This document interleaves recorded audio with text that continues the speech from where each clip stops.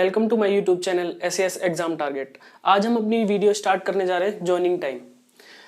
Joining time क्या होता है? अगर आपको एक पोस्टिंग से एक जगह से दूसरी जगह आपको ट्रांसफर दे दिया जाता है तो उसके लिए आपको कुछ टाइम पीरियड दिया जाता है ज्वाइन करने के लिए कि आप इतने दिन में जाके ज्वाइन कर लो, उसको बोलते हैं हम ज्वाइनिंग टाइम। अब ये इसकी कंडीशंस क्या क्या है? Transfer in public interest. आपका ट्रांसफर किस में होना चाहिए? पब्लिक इंटरेस्ट में आपका ट्रांसफर होना चाहिए, मतलब गवर्नमेंट या डिपार्टमेंट की तरफ से आपका ट्रांसफर होना चाहिए। आपकी खुद की रिक्वेस्ट से आपका ट्रांसफर नहीं होना चाहिए। अगर खुद की रिक्वेस्ट से आपका ट्रांसफर होता है तो उसके लिए ज्वाइनिंग टाइम नहीं मिलता। उसके बाद टेम्परेरी ट्रांसफर। अब टेम्परेरी ट्रांसफर में क्या होता है? Joining time not admissible. Temporary transfer अगर आपका होता है तो उसमें ज्वाइनिंग टाइम नहीं मिलता। टेम्परेरी ट्रांसफर जनरली 180 डेज से कम का होना चाहिए, 180 डेज से ज्यादा का नहीं होना चाहिए। तो 180 डेज से कम का होगा तो उसको क्या बोलेंगे? हम टेम्परेरी ट्रांसफर बोलेंगे।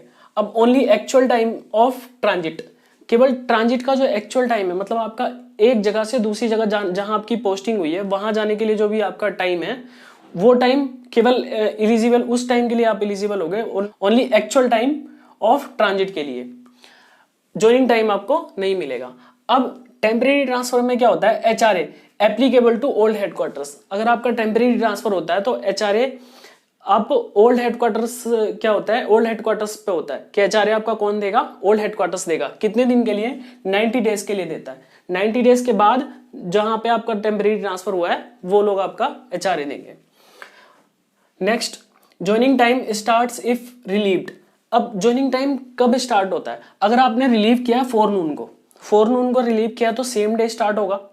और आपने आफ्टरनून को रिलीव हुए हो आप एक पोस्ट से तो आपका नेक्स्ट डे आपका क्या होगा? स्टार्ट हो जाएगा। Joining time depends on distance between old and new station. ये क्वेश्चन आया भी था इस बार कि ज्वाइनिंग टाइम, ये शायद 2022 वाले एग्जाम में आया था मई में, कि ज्वाइनिंग टाइम का जो है डिस्टेंस कहां से कहां तक की डिस्टेंस ज्वाइनिंग टाइम में कवर होती है। तो कहां से? ओल्ड से न्यू स्टेशन तक की डिस्टेंस कवर होती है, उसको हम ज्वाइनिंग टाइम मानते हैं। उसके अकॉर्डिंग हम ज्वाइनिंग टाइम कैलकुलेट करते हैं, ओल्ड स्टेशन से न्यू स्टेशन। सेम स्टेशन, अगर सेम स्टेशन है आपका तो उसके लिए ज्वाइनिंग टाइम केवल 1 डे मिलता है। कितना मिलेगा? एक दिन मिलेगा कि अगर आपका सेम स्टेशन है तो आपको एक ही दिन में जाके ज्वाइन करना होगा। Next, 1 station to another station 1 day. अब क्या एक स्टेशन से अनदर स्टेशन में भी 1 डे मिलेगा? किस कंडीशन में? अगर आपका रेसिडेंस चेंज नहीं हुआ है। अगर इफ चेंज ऑफ रेसिडेंस क्या है? नहीं है, तो आपका एक ही दिन मिलेगा। नेक्स्ट, ये बहुत ज्यादा इंपॉर्टेंट है पूरी टेबल, इसको अच्छे से मार्क कर लेना।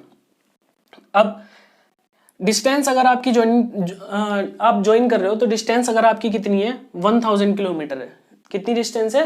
1000 किलोमीटर या उससे कम है तो उसके लिए कितने मिलते हैं? 10 डेज मिलते हैं। कितने दिन मिलते हैं? 10 डेज।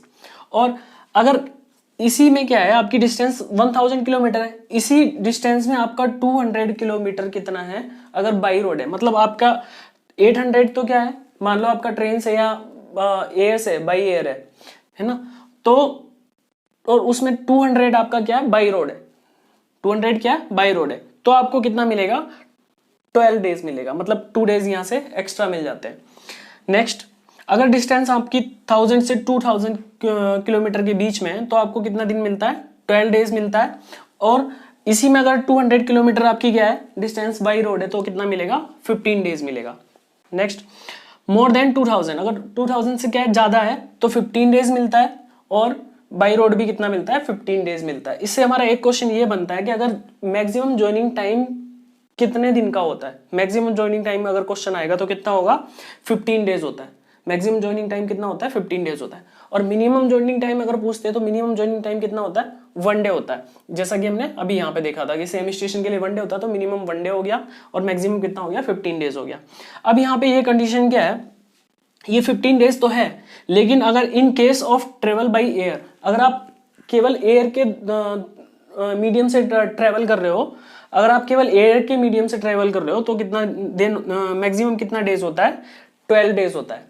अब देखो इसको याद करने का क्या तरीका है, यहां से अगर आप देखो 1000 किलोमीटर तो इसका आप क्या ले लो? ये 10 ले लो, स्टार्टिंग का ही 10, तो 10 डेज हो गया। ठीक, और इसमें क्या हो गया? 200 किलोमीटर किससे है, बाई रोड है, तो इसमें केवल आपको सिर्फ पहले वाले का याद रखना है कि पहले वाला 12 डेज होता है, बाकी दोनों कितने होते हैं, 15 डेज होते हैं। पहले वाला कितना होता है, मतलब 1000 किलोमीटर तक कितना होता है, 12 डेज। उसके बाद फिर कितना भी दिन पूछेगा उसके बाद का, 15 डेज अगर बाई रोड की बात करेगा तो। यहां से देखो आप, तो यहां से आप इसका 1 और इसका 2 सिर्फ याद करने का तरीका ये है ना, इसका 1 और इसका 2 ले लो तो कितना हो गया, 12 डेज हो गया, 12 डेज हो गया। और अभी बताया था कि यहाँ पे कितना है, 15 डेज, और दोनों जगह 15 डेज, और मोर देन 2000 है तो 15 डेज, मोर देन 2000 तो 15 डेज। इसका याद रखोगे आप 10 से, इसका याद रखोगे 1 और 2, मतलब 12 डेज।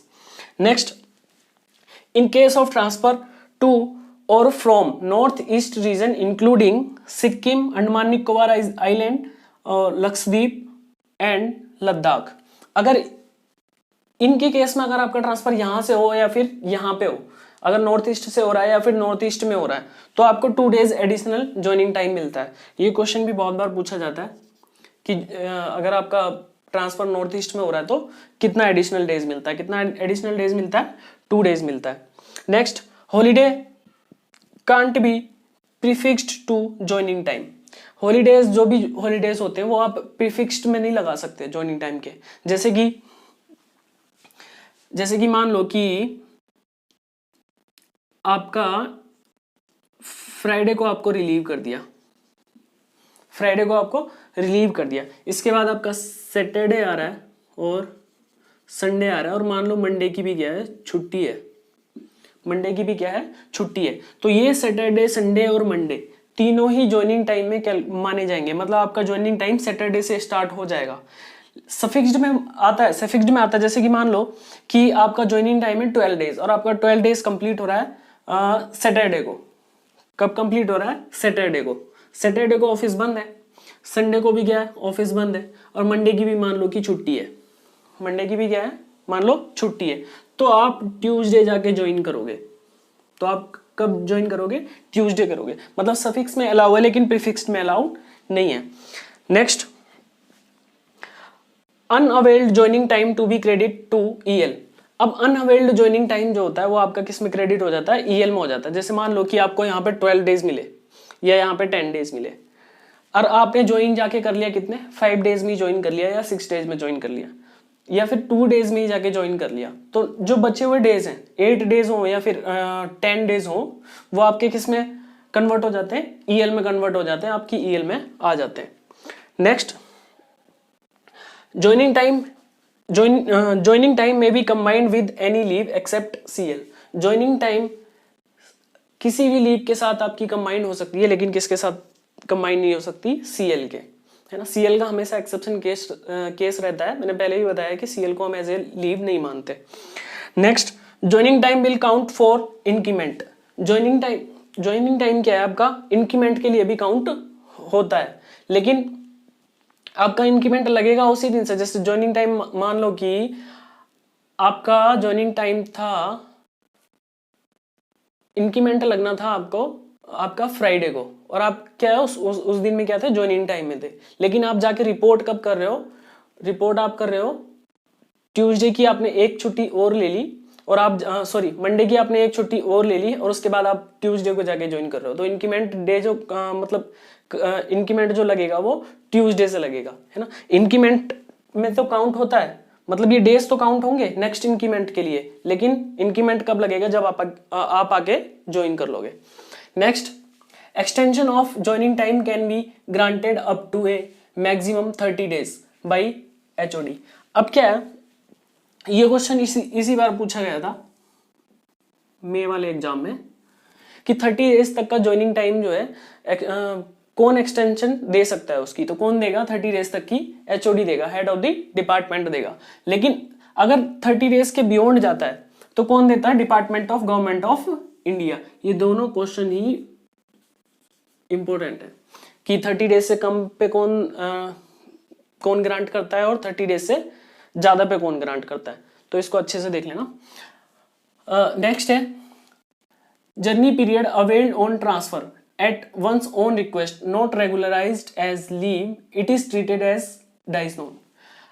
अगर आपका क्या है, अगर आपका खुद की रिक्वेस्ट पे ट्रांसफर हो रहा है तो जो ज्वाइनिंग टाइम होता है या फिर जो जर्नी टाइम होता है, जो क्या होगा आपका जर्नी टाइम होगा, वो डाइज नोन में ट्रीटेड होता है। उसको कैसे ट्रीट करते हैं हम, डाइज नोन में ट्रीट करते हैं। अब डाइज नोन क्या होता है, डाइज नोन एक not count for increment leave और पेंशन। डाइज नोन क्या होता है, एक तरह से अनऑथोराइज्ड अब्सेंस होता है आपका, जो इंक्रीमेंट में काउंट नहीं होता, लीव में काउंट नहीं होता और पेंशन में काउंट नहीं होता। मतलब अगर आप डाइज नोन पे हो तो आपका ये कुछ भी नहीं, किसी भी चीज में काउंट नहीं होगा, ना ही इंक्रीमेंट में माना जाएगा वो, ना ही लीव में माना जाएगा, ना ही पेंशन में माना जाएगा।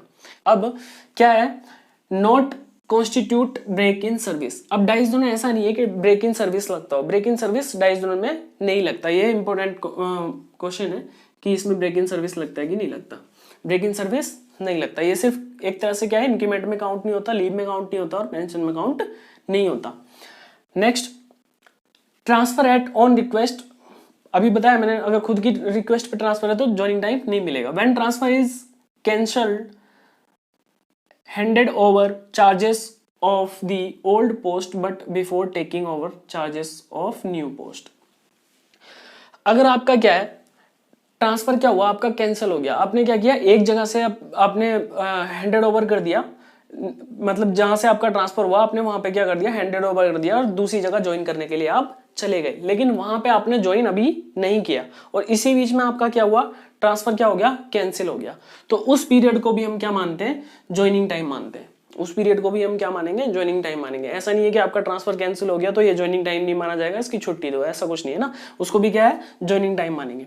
तो joining time not applicable to arm forces. अब ये क्वेश्चन बहुत बार पूछा जाता है कि ज्वाइनिंग टाइम किस किस पे एप्लीकेबल नहीं है, ज्वाइनिंग टाइम किस किस पे एप्लीकेबल नहीं है। तो आर्म फोर्सेस जो होती है उन पे एप्लीकेबल नहीं होता, रेलवे एम्प्लॉइज जो होते हैं उन पे एप्लीकेबल नहीं होता, और government employees are not whole time employment. Whole time employment का मतलब है कि वो क्या है, परमानेंट नहीं है, एक तरह से टेम्परेरी एम्प्लॉय है गवर्नमेंट के, तो उन पे भी एप्लीकेबल नहीं होता। तो इसी के साथ हमारा ज्वाइनिंग टाइम फिनिश होता है। अगर वीडियो अच्छी लगी हो तो please like my video, share, comment and subscribe my channel. Thanks.